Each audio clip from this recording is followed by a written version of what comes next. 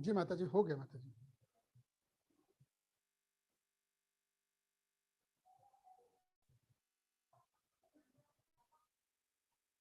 हरे कृष्णा। हम भगवद गीता के 14वें अध्याय में आज पहुंचे, जो है आज का गुण त्रय विभाग योग, प्रकृति के 3 गुण। इसके बारे में थोड़ा थोड़ा हमने अभी तक जाना है।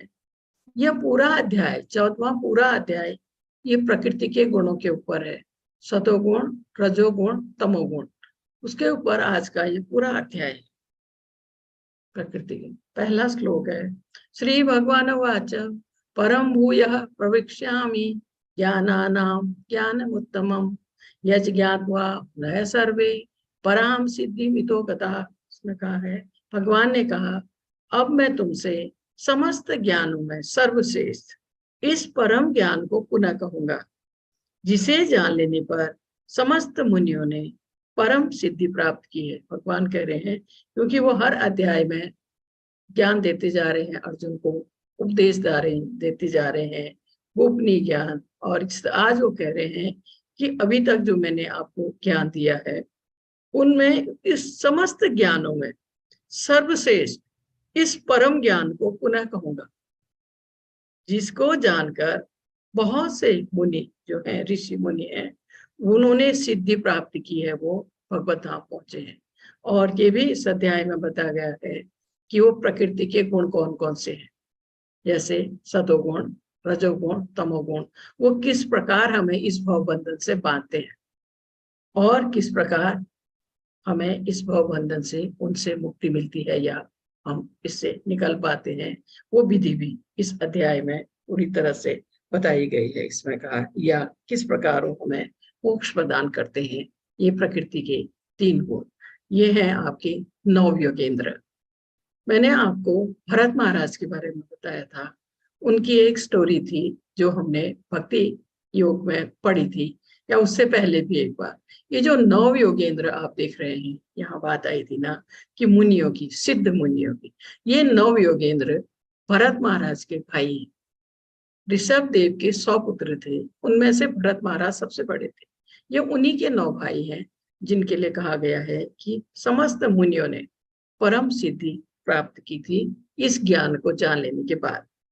और अब इस अध्याय में भगवान स्वयं बताते हैं, प्रभुपाद जी ने भी इस अध्याय के लिए कुछ कहा है कि वे प्रकृति के गुण कौन कौन से हैं। मैं इसको हटा देती हूँ।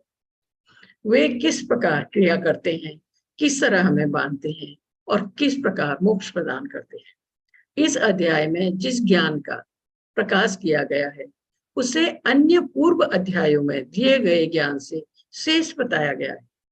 इस ज्ञान को प्राप्त करके अनेक मुनियों ने सिद्धि प्राप्त की और वैकुंठ लोक के भागी हुए या वैकुंठ लोक के वासी हुए। अब भगवान उसी ज्ञान को और अच्छे ढंग से बताने जा रहे हैं। इसे जान लेने पर अनेक लोगों को सिद्धि प्राप्त हुई है, इस अध्याय में ये बताने जा रहे हैं। इसका दूसरा श्लोक है, इस ज्ञान में स्थिर होकर मनुष्य मेरी जैसी दिव्य प्रकृति स्वभाव को प्राप्त कर सकता है। इस तरह स्थित हो जाने पर वह न तो सृष्टि के समय उत्पन्न होता है और न प्रलय के समय विचलित होता है या प्रलय के समय उसको वो नष्ट होता है। कहने का मतलब है, पूर्ण दिव्य ज्ञान प्राप्त कर लेने पर मनुष्य भगवान से गुणात्मक रूप से जुड़ जाता है। आप सोचिए, ये ज्ञान कैसे प्राप्त होगा? भगवत भक्ति के मार्ग को अपनाकर, भगवत भक्ति में आगे बढ़कर। जब व्यक्ति भगवान का परम भक्त बन जाएगा या अनन्य भक्त बन जाएगा, तो भगवान कह रहे हैं कि मेरे इस ज्ञान में स्थिर होकर मेरी जैसी दिव्य प्रकृति, भगवान की जैसी प्रकृति, उनका जैसा स्वभाव को प्राप्त कर सकता है।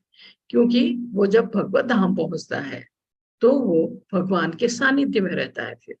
और ऐसा जो भक्त है जो सीधे भगवत धाम पहुंच चुका है, इस प्रकार स्थित हो जाता है वो भगवान की भक्ति में, तो फिर वो न तो सृष्टि के समय उत्पन्न होता है और न जब प्रलय आता है तब वो विचलित होता है। कारण क्या है?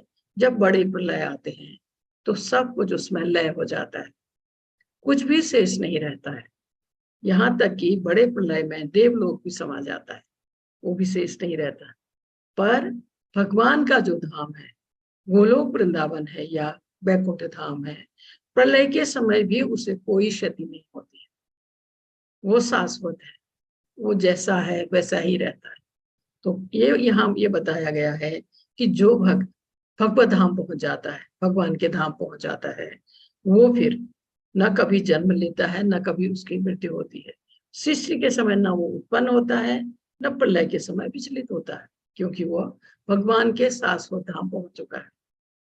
वो फिर हमेशा भगवान के सानिध्य में रहता है, लौटकर कभी इस भौतिक जगत में नहीं आता है, हमेशा भगवान के पास रहता है। इसलिए ये भगवान का धाम दिखाया गया है। ये है आपका 2 हाथ है, गोलोक वृंदावन। भगवान गोलोक वृंदावन में 2 हाथ में है, वैकुंठ लोक में भगवान 4 हाथ में। सर्वयोनिषु कौन्तेय मूर्तयः संभवन्ति यः तासां ब्रह्म भार्योनिः अहम बीज प्रदः पिता। हे कुंती पुत्र, तुम यह समझ लो, समस्त प्रकार की जीव योनियां इस भौतिक प्रकृति में जन्म द्वारा संभव है, और मैं उनका बीज प्रदाता पिता हूं। भगवान कह रहे हैं कोई भी योनि है, कोई भी कीड़े मकोड़े हैं, मनुष्य हैं, पशु हैं, पक्षी हैं, कोई भी योनि है, वो सिर्फ भौतिक प्रकृति में जन्म के द्वारा ही संभव है, और मैं उनका बीज प्रदाता पिता हूं। बीज प्रदाता पिता हूं, इसमें कहा गया है कि मैं, भगवान कह रहे हैं कि समस्त जीवों के आदि पिता है भगवान, समस्त जीवों के आदि पिता है। सारे जीव भौतिक प्रकृति तथा आध्यात्मिक प्रकृति का संयोग है। जितने भी जीव है, ऐसे जीव इस लोक में ही नहीं, वे तो प्रत्येक लोक में है। जीव सर्वत्र है, पृथ्वी में है, जल में है, यहाँ तक कि अग्नि के भीतर भी जीव है, ऐसा इसमें कहा था, और अग्नि के भीतर भी जीव है। ये सारे जीव माता भौतिक प्रकृति, ये जो जीव है माता भौतिक प्रकृति तथा बीज प्रदाता कृष्ण के द्वारा प्रकट होते हैं। भौतिक जो जगत है, जीवों को गर्भ में धारण किए है। भौतिक जगत जो सृष्टि काल में अपने अपने पूर्व कर्म के अनुसार विविध रूपों में प्रकट होते हैं। अपने कर्मों के अनुसार, जैसे जिसने कर्म किए हैं उसके अनुसार ही उसको शरीर मिलता है। तो कहा है कि वो, और ये जो भौतिक जगत है, सृष्टि काल है, जो इसमें ये फिर अपने उसमें कर्मों के अनुसार उनको, किसी को मनुष्य का शरीर मिलता है, कभी किसी को पशु का, किसी को पक्षी का, किसी को कीड़े मकोड़े का। लेकिन भगवान कह रहे हैं ये सारी जो सृष्टियां हैं ये जन्म के द्वारा ही इसमें है, प्रकृति में है, जन्म के द्वारा भी संभव है, और मैं इनका बीज बताता पिता हूं। हे कुंती पुत्र, तुम यह समझ लो कि समस्त प्रकार की जीव योनियां इस भौतिक प्रकृति में जन्म द्वारा संभव है। वही 4था श्लोक है। ये जो दिखाए हैं जीव योनियां, जल के अंदर है काफी सारे, और कुछ इसमें जल के बाहर है। कहने का मतलब है कि हर जगह जीव है, यहाँ तक कि अग्नि के अंदर भी जीव है, ऐसा इसमें बताया। सत्वं रजस्तमः इति गुणा प्रकृति संभवा निबंधनाति महाबाहो देहे देहिनम् अपव्ययम्। भौतिक प्रकृति 3 गुणों से युक्त है। ये है सतोगुण, रजोगुण तथा तमोगुण। हे महाबाहु अर्जुन, अब जब शाश्वत जीव प्रकृति के संसर्ग में आता है तो वह इन गुणों से बच जाता है। कोई भी जीव इस भौतिक जगत में जन्म लेता है तो इस गुणों के बंधन में आ जाता है। कोई भी इससे नहीं बच पाता है, हर कोई। पर दिव्य होने के कारण जीव को इस भौतिक प्रकृति से कुछ भी लेना देना नहीं, पर फिर भी भौतिक जगत द्वारा बद्ध हो जाने के कारण प्रकृति के 3 गुणों के वशीभूत होकर वो कार्य करता है। जो भी इस भौतिक जगत में आता है वो इन 3 गुणों के, सतोगुण, रजोगुण, तमोगुण के बंधन में आ जाता है। वो 3 गुण है इसमें बताया गया है। जीवों को प्रकृति के अनुसार भिन्न भिन्न प्रकार के शरीर मिले हुए हैं। हमारे शरीर का निर्माण प्रकृति के द्वारा होता है। उसी प्रकृति के अनुसार कर्म करने के लिए प्रेरित होते हैं। यही अनेक प्रकार के सुख दुख का कारण है। भौतिक प्रकृति के 3 गुण, सतोगुण, रजोगुण, तमोगुण, इसके बंधन में है हम सब। और इसमें कहा गया है इन गुणों से हम बच जाते हैं अगर इस भौतिक बंधन में कोई, इस जगत में कोई जो भी जन्म लेता है वो भी। जैसे आपने देखा था सुखदेव गोस्वामी 12 साल तक अपनी माँ के गर्भ से बाहर नहीं आए। वेद व्यास जी के पुत्र सुखदेव गोस्वामी 12 साल तक, क्योंकि उनको ये सच डर था जैसे ही मेरा जन्म होगा ये प्रकृति के बंधन मुझे घेर लेंगे, सतोगुण रजोगुण तमोगुण के फेर में या माया के फेर में मैं आ जाऊंगा। तब उनकी माँ ने बहुत तकलीफ में थी, भगवान को याद किया। भगवान आए, भगवान ने बात किया उनसे कि तुम बाहर क्यों नहीं आ रहे हो, तुम्हारी माँ कितने कष्ट में है। तब उन्होंने कहा कि मैं बाहर आऊंगा तो ये माया मुझे घेर लेगी या मैं इन 3 गुणों के फेर में आ जाऊंगा। तब भगवान ने उनको वचन दिया कि तुम बाहर आओ, तुम्हें माया नहीं छुएगी या तुम इन 3 गुणों के बंधन में नहीं आओगे। तब उनका जन्म हुआ था 12 साल। तो इस प्रकृति में, इस संसार में या इस भौतिक जगत में जो भी जन्म लेता है वो इन 3 गुणों के बंधन में आ जाता है। यहाँ दिखाया है ये 3 गुण हैं, सतोगुण, रजोगुण और तमोगुण। और ये तीनों गुण भगवान की माया शक्ति के अंदर में है और वो माया शक्ति भगवान के अंदर में है।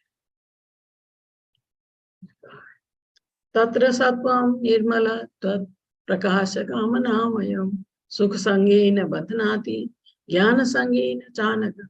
इसमें कहा गया है कि हे निष्पाप, सतोगुण अन्य गुणों की अपेक्षा अधिक शुद्ध होने के कारण प्रकाश प्रदान करने वाला है सतोगुण, और मनुष्य को सारे पाप कर्मों से मुक्त करने वाला है। जो लोग इस गुण में स्थित होते हैं वे सुख तथा ज्ञान के भाव से बच जाते हैं।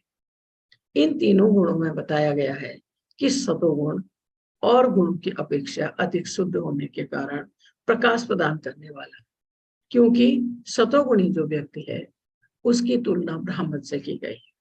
सतोगुणी व्यक्ति अपने को शुद्ध रखता है, आंतरिक रूप से, बाह्य रूप से, आंतरिक रूप से, क्योंकि वो भगवान की भक्ति कर रहा है।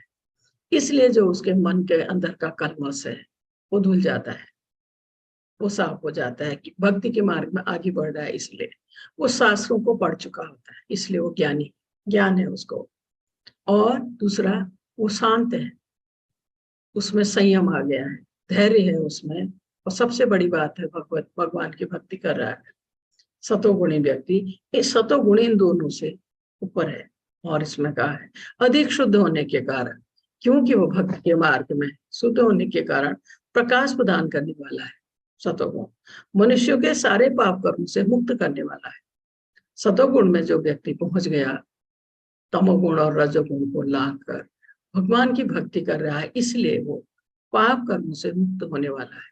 जो व्यक्ति रत है भगवान की भक्ति में, हमने 9वें अध्याय में पढ़ा था, दूसरे श्लोक में भगवान ने कहा है जो भगवान की भक्ति में रत है, पूरी तरह से भक्त है, उसके पाप भले ही सामान्य हो, अंकुरित हो गए हो या फलीभूत, भगवान उसको शुद्ध कर देते हैं, उन पाप कर्मों से उसको बरी कर देते हैं।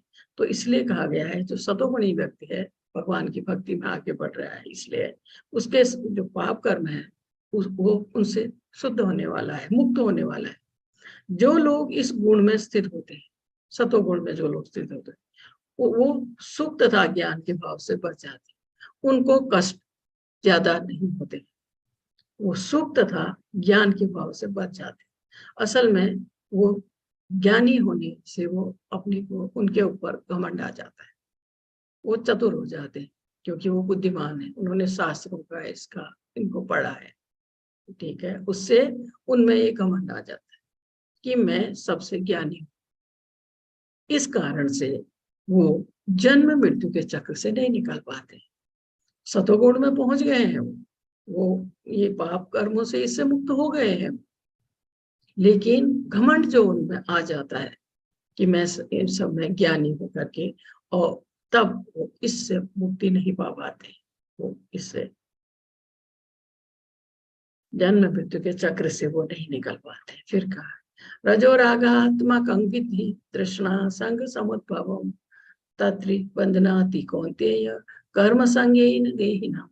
हे बुद्धिपुत्र, रजोगुण की उत्पत्ति असीम आकांक्षाओं तथा तृष्णाओं से होती है। रजोगुण की बात आई है और इसी के कारण से यह देहधारी जीव सकाम कर्म से बच जाता है।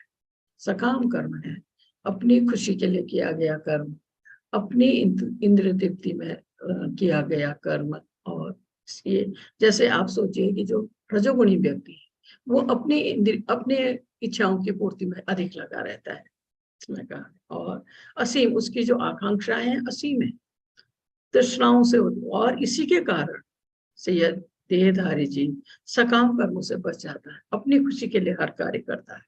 इसलिए कहा है रजोगुण की विशेषता है पुरुष तथा स्त्री का पारस्परिक आकर्षण, यह रजोगुण कहलाता है। जब इस रजोगुण में वृद्धि हो जाती है तो मनुष्य भौतिक भोग के लिए लालायित होता है, वह इंद्रिय तृप्ति चाहता है, वह सुंदर संतान, स्त्री तथा घर सहित सुखी परिवार चाहता है। यह सब रजोगुण के प्रतिफल है। जब तक मनुष्य इसकी लालसा करता है तब तक उसे कठिन श्रम करना पड़ता है। समाज में अपनी प्रतिष्ठा बनाए रखने के लिए मनुष्य को कर्म करना होता है। अतः सारा संसार ही न्यूनाधिक रूप से रजोगुणी है। जब सतोगुणी लोगों को मुक्ति नहीं मिल पाती है तो रजोगुणी लोगों को कैसे मिल पाएगी। इससे पहले हमने पढ़ा था कि घमंड आ जाने के कारण सतोगुणी इस जन्म मृत्यु के चक्र से नहीं निकल पाते हैं, तो रजोगुणी कैसे निकल पाएगा। फिर कहा तमस्तत्व ज्ञानंजम विधि मोहनम सर्वदेहिनाम प्रमादालय शनिंद्राभि स्तबंधनाति भारत। हे भरत पुत्र, तुम जान लो कि अज्ञान से उत्पन्न तमोगुण समस्त देहधारी जीवों का मोह है। इस गुण के प्रतिफल पागलपन, प्रमाद, आलस्य तथा नींद है जो बुद्धिजीव को बांधते हैं। ये जो तमोगुण की बात आई है, तमोगुण एकदम सतोगुण का उल्टा है। तमोगुण पूरी तरह सतोगुण से उल्टा है। ये जो तमोगुणी व्यक्ति होता है वो न तो नियमों को मानता है, न शास्त्रों को मानता है, न भगवान को मानता है। तो इसलिए कहा है ये जो है अज्ञान, क्योंकि वो उसको ज्ञान नहीं है, वो अज्ञानी है। और जो नशा करना या और दूसरे को कष्ट देना, ये भी तमोगुण के प्रतिफल है। इसमें कहा, इस तरह से कहा गया है कोई भी मनुष्य किसी वस्तु को यथा रूप में नहीं समझ पाता, क्योंकि उसकी बुद्धि, जो प्रत्येक व्यक्ति देखता है कि उसके परिवार में जैसे उसके दादा दादी की मृत्यु होती है या रिश्ते में कोई ऐसी घटना होती है या अगल बगल में कोई ऐसी घटना होती है, इसके बावजूद ये जो तमोगुणी व्यक्ति है वो कभी ये नहीं सोचता कि ये मृत्यु मुझे भी आने वाली है। इसको सोचे बिना वो धन संग्रह करता है किसी भी गलत कार्य से, इसमें कहा है। और आत्मा की चिंता किए बिना कठोर श्रम करता है, इसमें कहा यह पागलपन है। और इस तरह आध्यात्मिक ज्ञान में कोई उन्नति नहीं कर पाते। तमोगुणी लोग अत्यंत आलसी होते हैं, अधिक खाते हैं और अधिक सोते हैं, ये कहा है। और किसी भी उसमें नियम से बंधकर वो नहीं रहते हैं, ना किसी शास्त्र को मानते हैं। तमोगुणी व्यक्ति के लिए कहा। फिर सत्वं सुखे संजयति रजः कर्मणि भारत ज्ञानमावृत्य तु तमः प्रमादे संजयति। हे भरत पुत्र, सतोगुण मनुष्य को सुख में बांधता है, रजोगुण सकाम कर्म से बांधता है और तमोगुण मनुष्य के ज्ञान को ढककर उसे पागलपन से बांधता है। इसमें कहा है सतोगुणी व्यक्ति जो है वो मनुष्य को सुख से बांधता है। ऐसा कहा है सतोगुणी पुरुष अपने कर्म से उसी तरह संतुष्ट रहता है जिस प्रकार दार्शनिक है या वैज्ञानिक या शिक्षक अपनी विद्याओं में निरत रहकर संतुष्ट रहते हैं। रजोगुणी व्यक्ति सकाम कर्मों में लगा रहता है, वह धन कमाकर उसे उत्तम कार्य में व्यय करता है। कभी कभी वो धार्मिक संस्थाओं को भी दान देता है, गरीबों के लिए अस्पताल खोलता है। ये लक्षण है रजोगुणी व्यक्ति की। लेकिन तमोगुणी तो ज्ञान को ढक देता है। तमोगुण में रहकर मनुष्य जो भी करता है वह न तो उसके लिए हितकर होता है और न दूसरों के लिए या समाज के लिए। ये जैसे दिखाया, सतोगुणी जो है ये स्वर्ग का सुख भोग रहा है। रजोगुणी ये अपने इंद्रिय तृप्ति में लगा हुआ है। तमोगुणी व्यक्ति ये जानवरों को मार रहा है इस तरह से, पूरी तरह से। हे भरत पुत्र, कभी कभी सतोगुण रजोगुण तथा तमोगुण को परास्त करके प्रधान बन जाता है। वैसे सतोगुण तो इन दोनों से प्रधान है ही, तो कभी रजोगुण सतो तथा तमोगुण को परास्त कर देता है कि तमोगुण सतो तथा रजोगुण को परास्त कर देता है। इस प्रकार श्रेष्ठता के लिए निरंतर स्पर्धा चलती रहती है इनमें, ये तीनों में एक दूसरे को आगे पीछे करने के लिए ये जो स्पर्धा है इनमें चलती रहती है। वैसे भी सतोगुण इन दोनों गुणों से श्रेष्ठ है। सतोगुण रजोगुण और तमोगुण से श्रेष्ठ है, इसमें कहा गया है। रजोगुण प्रधान होता है, सतोगुण प्रधान होता है, कभी कभी रजोगुण प्रधान होता है, सतो और तमोगुण को परास्त कर देता है। जब सतोगुण प्रधान होता है तो रजो तथा तमोगुण परास्त रह जाते हैं। यही इन तीनों के लिए कहा गया है। तमोगुण तथा रजोगुण को परास्त कर देता है। यह प्रतियोगिता निरंतर चलती रहती है, इसलिए जो कृष्ण भावना में उन्नति करने के इच्छुक है उसे इन तीनों गुणों को लांघना होगा। जो भी कृष्ण भावना में या भगवान कृष्ण की भक्ति में आगे बढ़ रहे हैं उनको इन तीनों गुणों को लांघना होगा।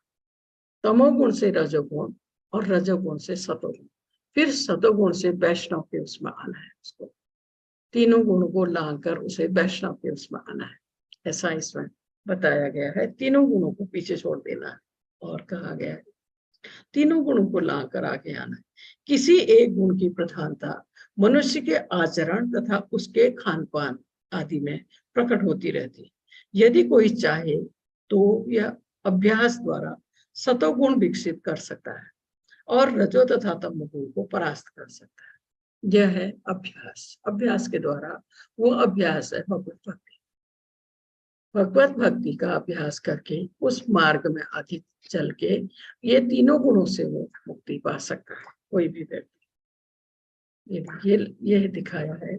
ये है सतोगुण, रजोगुण, तमोगुण, ये है हमारा दिमाग, माइंड। तो इसमें सब रसाकसी तो यही रहती है ना। तो ये सतोगुण रजोगुण तब कभी ये तो प्रधान है ही इन दोनों से। कभी कभी ये रजोगुण इन दोनों को परास्त करके प्रधान बन जाता है, तो कभी कभार ये तमोगुण सतो और रजो को परास्त करके अपना प्रधान बन जाता है। सतोगुण की अभिव्यक्ति को तभी अनुभव किया जा सकता है जब शरीर के सारे द्वार ज्ञान के प्रकाश से प्रकाशित। अभी कहा गया है सतोगुण की प्रधानता। मनुष्य के शरीर में 9 द्वार है, सारे द्वार ज्ञान के प्रकाश से प्रकाशित। मनुष्य के शरीर में 9 द्वार है। जैसे आप समझिए 2 कान हो गए, 2 आंखें, 4, 2 नाक के नथुने, 6 मुंह, 7 और 2 द्वार नीचे, 9 द्वार है प्रत्येक व्यक्ति के शरीर में। ये 9 द्वार है। और कहा है जब प्रत्येक द्वार सत्व के लक्षण से दीपित हो जाए तो समझना चाहिए कि इसमें सतोगुण विकसित हो चुका है। सही सही सुनाई पड़ना, सही ढंग से उन वस्तुओं का स्वाद मिलना, मनुष्य का अंत तथा बाह्य शुद्ध हो जाना, प्रत्येक द्वार में सुख के लक्षण उत्पन्न दिखते हैं। यही स्थिति होती है सतोगुण की। जब सारे द्वार अपने सही सही काम कर रहे हैं तब आप समझिए कि इसमें सतोगुण के लक्षण दिख रहे हैं। फिर कहा हे भरतवंशियों में प्रमुख, जब रजोगुण में वृद्धि हो जाती है तो अत्यधिक आसक्ति, सकाम कर्म, गहन उद्यम तथा अनियंत्रित इच्छा एवं लालसा के लक्षण प्रकट होते हैं। जब ये रजोगुण, तो असल में सतोगुण की तुलना ब्राह्मण से की गई है, रजोगुण की तुलना क्षत्रिय से, क्योंकि क्षत्रिय का काम है युद्ध करना और शासन करना। तो फिर कहा है कि रजोगुणी व्यक्ति कभी भी पहले से जो प्राप्त है पद उसका, उससे संतुष्ट नहीं होता। अगर वो ऑफिस में कर्मचारी के तौर पर काम कर रहा है तो उसको बॉस बनना है, घर है उसके पास तो वो महल की कामना करता है रजोगुणी व्यक्ति। और धन संग्रह धन संग्रह सब करते हैं, वक्त में वक्त चाहिए, सुख दुख के लिए चाहिए सही तरीके से। पर ये जो रजोगुणी व्यक्ति है, ये किसी भी गलत कार्य से धन संग्रह करता है, जो कि ठीक नहीं है। किसी भी गलत कार्य, किसी भी पापपूर्ण कार्य से धन संग्रह करता है। रजोगुण के ये लक्षण है इसमें कहा गया है। और इसके लिए कहा है कि इसमें इंद्रिय तृप्ति की कोई सीमा नहीं होती। वह सदैव अपने परिवार के बीच तथा अपने घर में रहकर इंद्रिय तृप्ति करते रहना चाहता है। इसका कोई अंत नहीं है। इन लक्षणों को रजोगुण की विशेषता मानना चाहिए।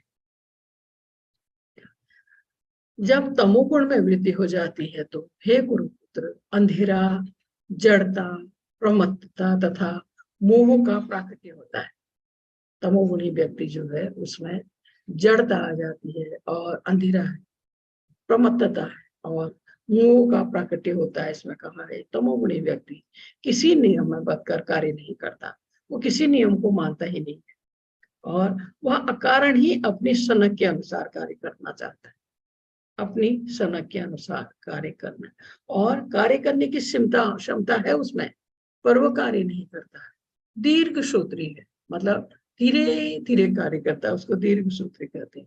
और कहा है वह परिश्रम नहीं करता, या मोह कहलाता है। यद्यपि चेतना रहती है लेकिन जीवन निष्क्रिय रहता है, यह तमोगुण के लक्षण है। और नशा करना, ये चीजें भी तमोगुण के लक्षण। जब कोई सतोगुण में मर जाता है तो वह शुद्ध उच्च ग्रहों की ओर जाता है।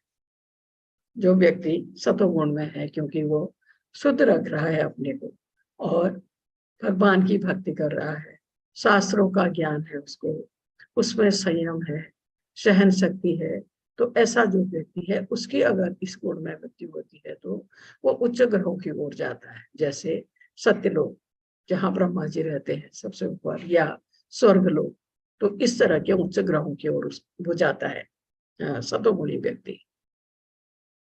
ये दिखाया है। ये जो आप यहाँ इतने सारे देख रहे हैं सन्यासी या ब्रह्मचारी, ये उसके पुत्र हैं दक्ष प्रजापति के।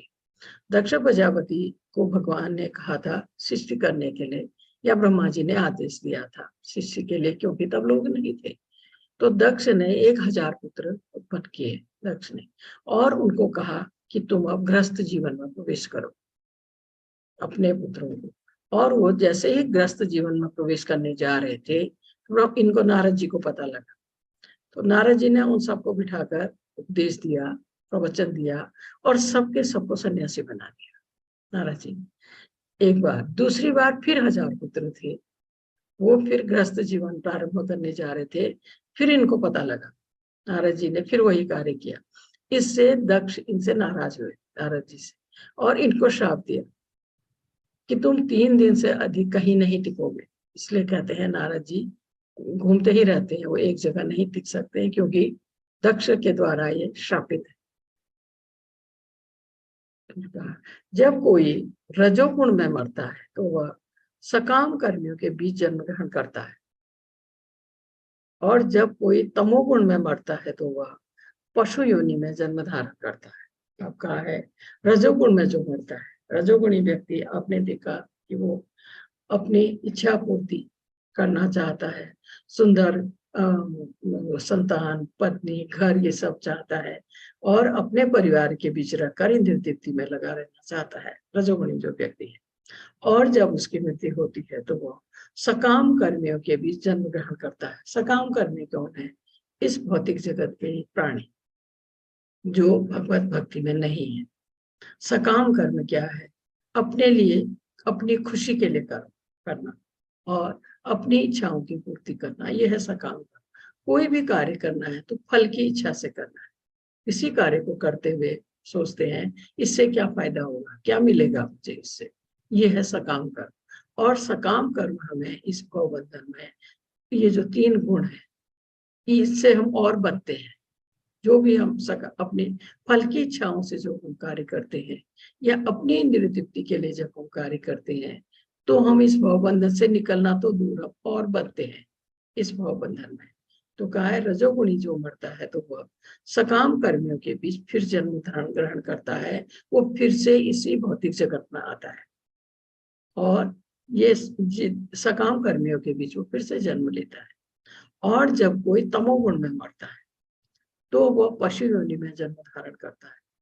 और जो तमोगुणी व्यक्ति है उसको तो मनुष्य का शरीर भी प्राप्त नहीं हो पाता है, वो पशु योनि में जन्म ग्रहण करता है। ये है तमोगुण के प्रतिफल। क्योंकि तमोगुणी व्यक्ति जानवरों को मारता है, उनको खाता है, नशा करता है और न नियमों को मानता है, न भगवान को मानता है, तो उसका जो फिर उसकी मृत्यु होती है तो उसको पशु योनि या पशु योनि में जन्म धारण करना पड़ता है तमोगुणी व्यक्ति को। कर्मणः सुकृत्स्याहु सात्विकं निर्मल फलम रजस्तु फलम दुखम अज्ञानम तमसा फलम। पुण्य कर्म का फल शुद्ध होता है और सात्विक कहलाता है, लेकिन रजोगुण में संपन्न कर्म का फल दुख होता है। तमोगुण में किए गए कर्म मूर्खता में प्रतिफलित होते हैं। ये तीनों गुणों के उसके लिए कहा गया है कि जो सतोगुण में किए गए पुण्य कर्म, सतोगुण में व्यक्ति पुण्य कर्म जो करता है उसका फल शुद्ध होता है, लेकिन रजोगुण में किए गए कर्म दुख का कारण बनते हैं। भौतिक सुख के लिए जो भी कर्म किया जाता है उसका विफल होना निश्चित है। भौतिक सुख या अपने सुख के लिए जो भी कर्म किए जाते हैं उनका विफल होना निश्चित है, इसमें कहा है इसमें। लेकिन भगवत गीता में भी कथन है कि रजोगुण के अधीन होकर जो भी कर्म किया जाता है उसमें निश्चित रूप से महान कष्ट भोगने होते हैं। इस तरह इससे मानसिक तुष्टि हो सकती है कि मैंने मकान बनाया तथा धन कमाया, लेकिन यह कोई वास्तविक सुख नहीं है। जहां तक तमोगुणी का संबंध है उसका ये कहा है वो जो कुछ भी करता है अज्ञान के कारण करता है, क्योंकि तमोगुणी व्यक्ति को ज्ञान नहीं है, अज्ञान के उसमें रहता है और समस्त कार्य उस समय दुखदायक होते हैं। बाद में उसे पशु जीवन में जाना होता है। पशु जीवन सदैव दुखमय है। पशुओं का वध भी तमोगुण के ही कारण होता है। पशु का वध करने वाले यह नहीं जानते कि मनुष्य में जो पशु को ऐसा शरीर प्राप्त होता है, जिस पशु को आपने मारा है वो ऐसा शरीर लेकर आता है और फिर उस मारने वाले को मारता है। ये ऐसा इसमें कहा गया जिससे वो उसका वध करेगा। यही प्रकृति का नियम है। हम सब परमेश्वर की संतान है। परमेश्वर को एक चींटी का मारा जाना भी सही नहीं है, इसलिए कहा गया है। और फिर इसमें इसके लिए मनुष्य को दंड भोगना पड़ता है। इसलिए स्वाद के लिए पशुवध में रत रहना घोर अज्ञान है। मनुष्य को पशुओं के वध की आवश्यकता ही नहीं है, क्योंकि ईश्वर ने अनेक वस्तुएं हमें पूजन के लिए दी है। अनाज दिया है, फल है, सब्जियां हैं, सब कुछ है। तो इसके लिए एक जीव के स्वाद के लिए किसी का वध करना ये सही नहीं है, ऐसा इसमें कहा है। जैसे आप सोचिए चींटी है, चींटी भी हमारे हाथ से मरती है, मक्खी मरती है, तो इसमें कहा है ना कि भगवान को एक चींटी का भी मारा जाना सही नहीं है। कारण क्या है कि जिसमें जिसमें जिसकी उम्र जितनी कम है उतना कम पाप हमें लगता है, पाप अवश्य लगता है।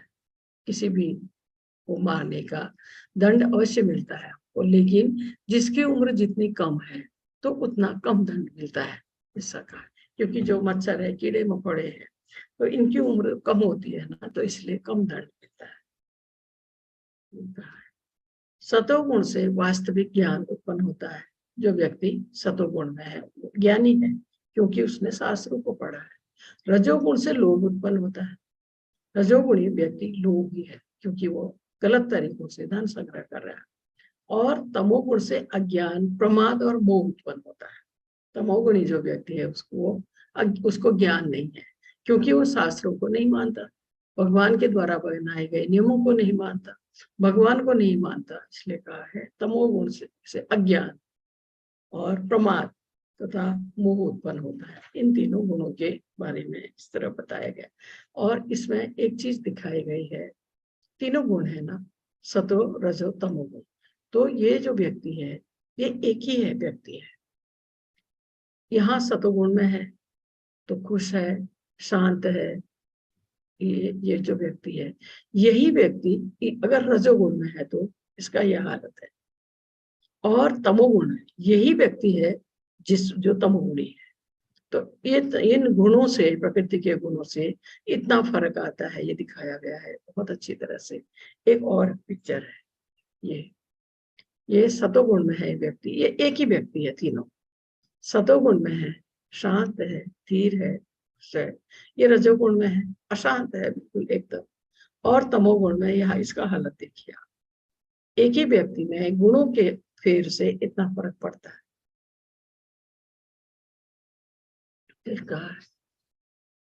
ऊर्ध्वं गच्छन्ति सत्वस्था, मध्ये तिष्ठन्ति राजसा, जगन्य गुण प्रतिष्ठा, अधो गच्छन्ति तामसा।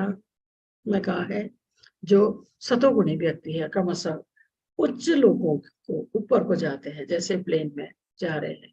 उच्च लोगों को आप सोचिए, सत्य लोग, ये आपके जहाँ ब्रह्मा जी निवास करते हैं वो सत्य लोग है, भूअर लोग है या स्वर्ग लोग है।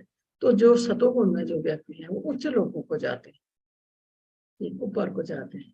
रजोगुणी इसी पृथ्वी लोक पर रह जाते हैं। जो रजोगुणी है वो इसी पृथ्वी लोक में रह जाते हैं, यही शरीर बदलते हैं, बार बार इसी में रह जाते हैं, सकाम कर्मियों के बीच में रह जाते हैं।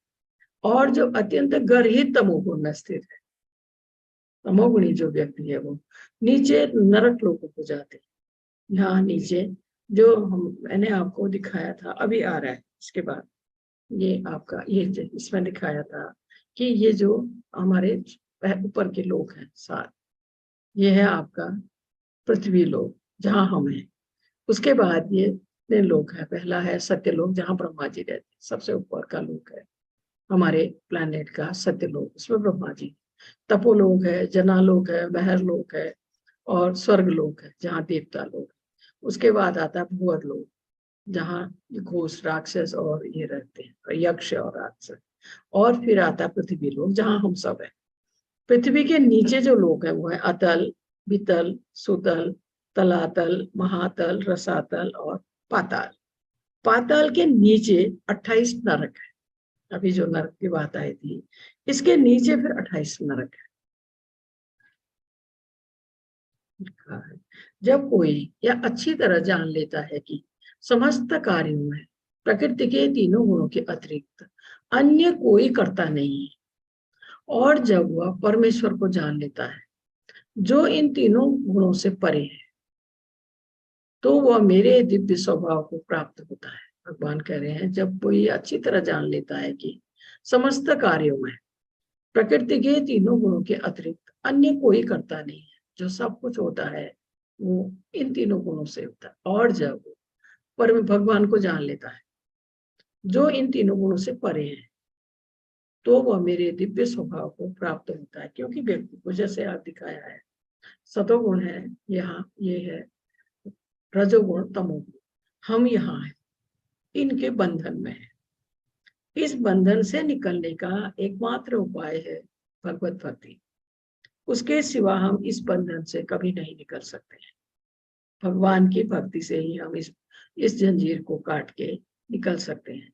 तो कहा है कि जब व्यक्ति ये समझ लेता है, जान लेता है, और वो भगवान की भक्ति में लग जाता है, भगवान की भक्ति में लगता है, तभी वो परमेश्वर को जान लेता है जो इन तीनों गुणों से परे है। क्योंकि ये जो गुण है भगवान की माया शक्ति के अंडर में है, और माया शक्ति भगवान के अंडर में है। ये गुण भगवान को छू भी नहीं सकते हैं। तो फिर कहा है कि तो वह मेरे दिव्य स्वभाव को प्राप्त होता है। जो व्यक्ति यह सब जानकर भगवान की अनन्य भक्ति में लग जाता है, भगवान का परम भक्त जो बन जाता है, तो फिर वो कहा है दिव्य स्वभाव को प्राप्त होता है। भगवान की भक्ति करते हुए वो भगवत धाम पहुंच जाता है। फिर कहा है जब देहधारी जीव भौतिक शरीर से संबंध इन तीनों गुणों को लांघने में समर्थ होता है। कहा है जब देहधारी जीव भौतिक शरीर से संबंध इन तीनों गुणों को लांघने में समर्थ होता है। इन तीनों गुणों को लांघने में समर्थ कौन होता है? भगवान का भक्त। भगवान का अनन्य भक्त, परम भक्त जो होता है वो तमोगुण से रजोगुण, रजो से सतोगुण, सतोगुण को लाकर वो वैष्णव के उसमें आ जाता है। जब वो वैष्णव बन जाता है या भगवान का अनन्य भक्त, परम भक्त, तो फिर वह जन्म मृत्यु बुढ़ापा तथा अनेक कष्टों से मुक्त हो जाता है। न फिर उसका जन्म होता है, न मृत्यु होती है, न उसे बुढ़ापा आता है, या उसे ना कोई कष्ट सताते हैं, उन सब से वो मुक्त हो जाता है। इसी जीवन में अमृत का भोग कर सकता है, क्योंकि वो भगवत धाम जाने का अधिकारी बन चुका है। उसने इन तीनों गुणों को लांघ दिया है। सतोगुण को लाकर वो वैष्णव बन गया है और भगवान का अनन्य भक्त, परम भक्त बन गया है, भगवान की भक्ति में तत्पर है। वही व्यक्ति इस जंजीर को तोड़कर निकल जाता है। फिर ये जो हमारे रजोगुण, सतोगुण, तमोगुण है, वो बंधन है। वो व्यक्ति जो भक्ति में तत्पर है, इस बंधन को तोड़कर वो आगे निकल जाता है।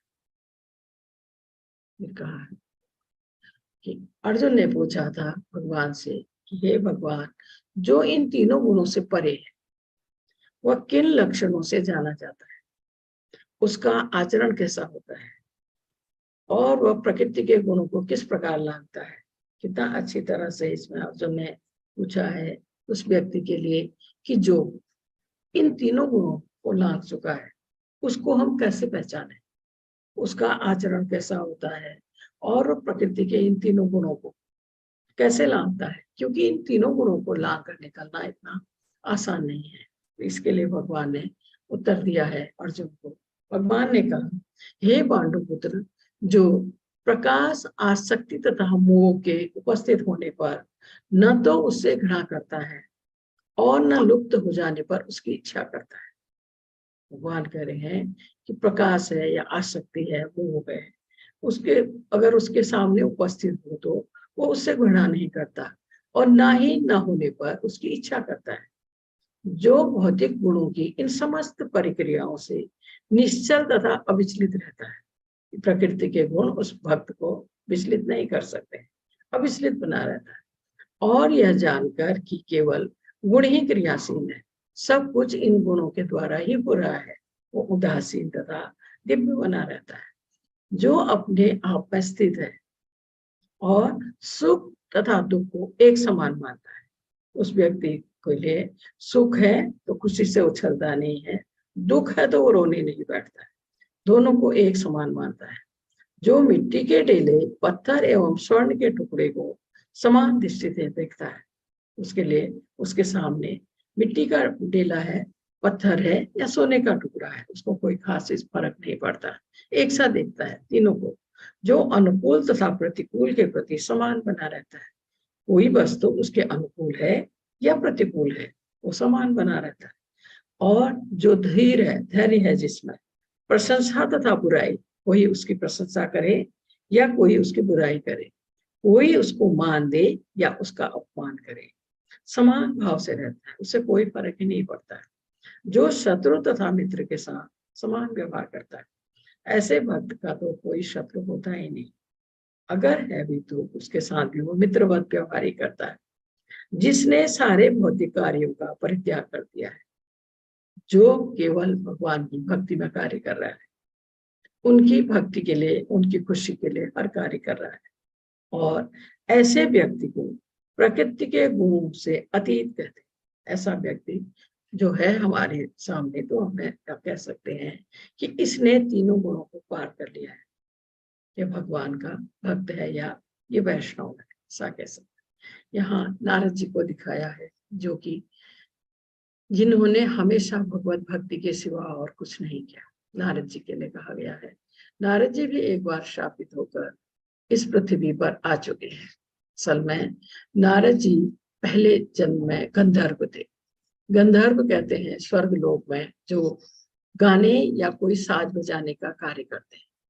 नारद जी हमेशा बीना बजाते हैं, तो स्वर्ग लोक में एक बार ये बीना बजा रहे थे अपने ग्रुप के साथ, गाने बजाने में होते, वहां कोई देवताओं की सभा चल रही थी, तो नारद जी श्रापित हुए और इस पृथ्वी पर आए। यहाँ एक दासी पुत्र के रूप में आए। इनकी माँ एक बड़े आश्रम में कार्य करती थी, जो जहाँ बड़े बड़े ऋषि मुनि आते थे उस आश्रम में। तो नारद जी छोटेपन से उनके साथ वहां जाते थे, देखते थे वहां ऋषि मुनि को आते जाते, उनकी बातें सुनते थे। कभी कभी उनकी पत्तल में से बचा हुआ जुटन जो होती थी उनसे पूछकर उसको ग्रहण करते थे।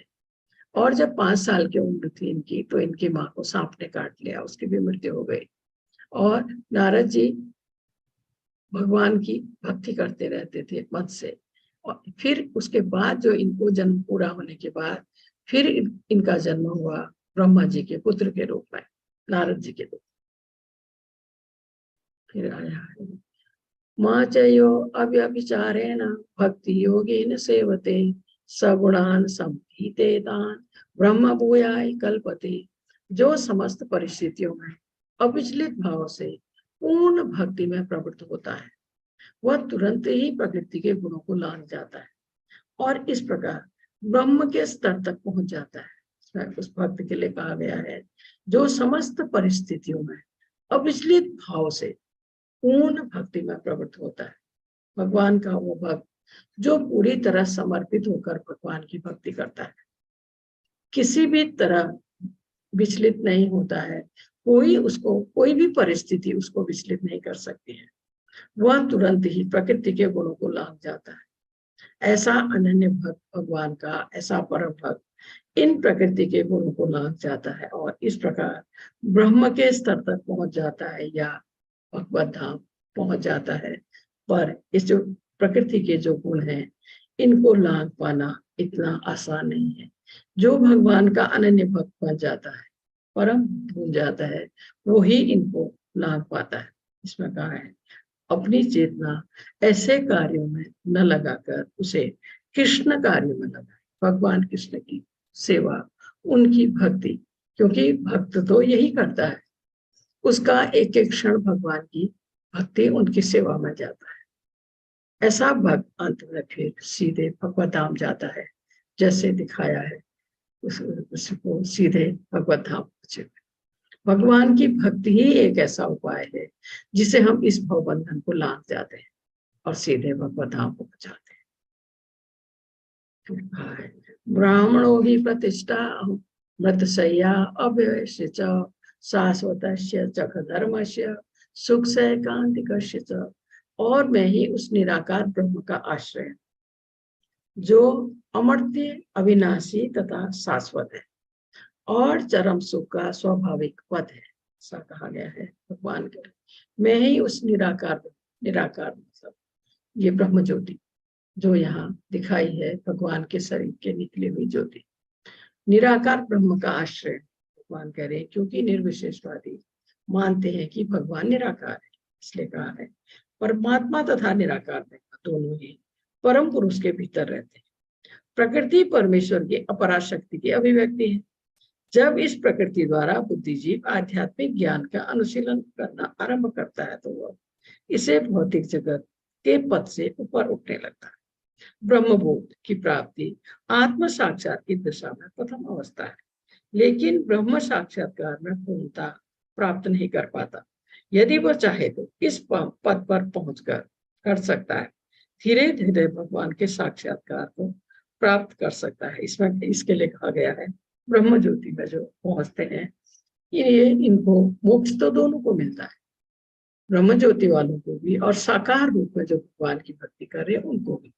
पर ये जो ब्रह्म ज्योति तक जो पहुंचना चाहते हैं वो यही विलीन हो जाते हैं, वो कभी भगवत धाम नहीं पहुंच पाते हैं। और उनको एक डर बना रहता है यहाँ से फिर भौतिक जगत में गिरने का। पर यहाँ पहुंचकर भी अगर वो भगवान की भक्ति करते हैं तब वो भगवत धाम जा सकते हैं। इस निर्विशेषवादियों के लिए इसमें कहा गया है कोई पहले जैसे कुछ लोग पहले निराकार भगवान का ध्यान करते थे, बाद में वो भगवान के भक्त बने। जैसे 4 कुमार जो ब्रह्मा जी के पुत्र हैं, पहले ये निराकार भगवान का की भक्ति करते थे और बाद में जब ये स्वर वहां गए थे वैकुंठ लोक, भगवान के पैर में लगी हुई तुलसी की खुशबू उनके उसमें गई थी नाक में, तो ये भगवान के परम भक्त बन गए थे, ऐसा कहा गया। और ये जो निर्विशेषवादी है ये अगर ये इनकी एक तो ये रास्ता बहुत ही कठिन है, बहुत तकलीफ देह है, शरीर को बहुत कष्ट देना है। अगर अपनी तपस्या में सफल हुए तभी वो फिर इस ब्रह्म ज्योति तक पहुंचते हैं, और यहाँ से भी फिर उन्हें नीचे गिरने का हमेशा भय बना रहता है, इसमें कहा है। और इधर पहुंच कर भी जब वो भगवान की भक्ति करे तो भगवान धाम जा सकते हैं, ऐसा।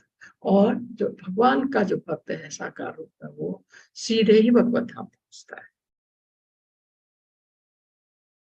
कहा प्रभुपाद जी ने कुछ कहा है, जीव यद्यपि स्वभाव से ब्रह्म होता है और अपनी स्वाभाविक स्थिति में जीव तीनों गुणों से परे होता है, लेकिन प्रकृति के संसर्ग से वह अपने को तीनों गुण सतो रजो तथा तमोगुण में बांध लेता है।